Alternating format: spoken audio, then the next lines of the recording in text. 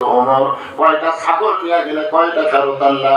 আমি ছাগলের পান গুনা দিকে 2-4টা ছাগল কম, আমি আবার দৌড় দিতাম ওই পাহাড়ি এলাকায় ছাগলগুলো খুঁজে খুঁজে এনে যখন খালারে জমা দিতাম, খালা আমার মাথা চুল করে বলতো, ওমর আজকে যেই ভুল করেছো আগামীকাল যদি একই ভুল করো তোমার রাখালি চাকরি কিন্তু ক্যান্সেল হয়ে যাবে।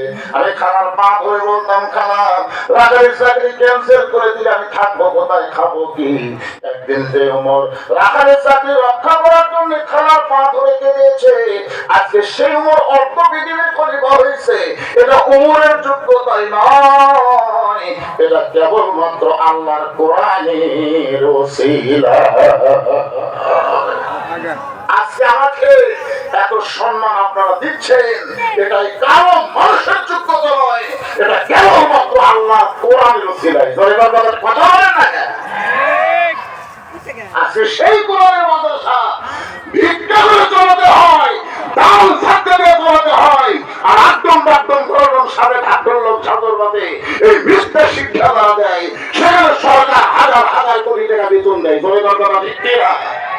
মুসলমান আর শয়তানের দিন নাই, আগামীতে আল্লাহর কোরআনের বাংলাদেশ আমরা নিজের চোখে দেখতে চাই। সমস্ত প্রাইমারি আপনি যে মাদ্রাসা করা হবে কি মনে করতে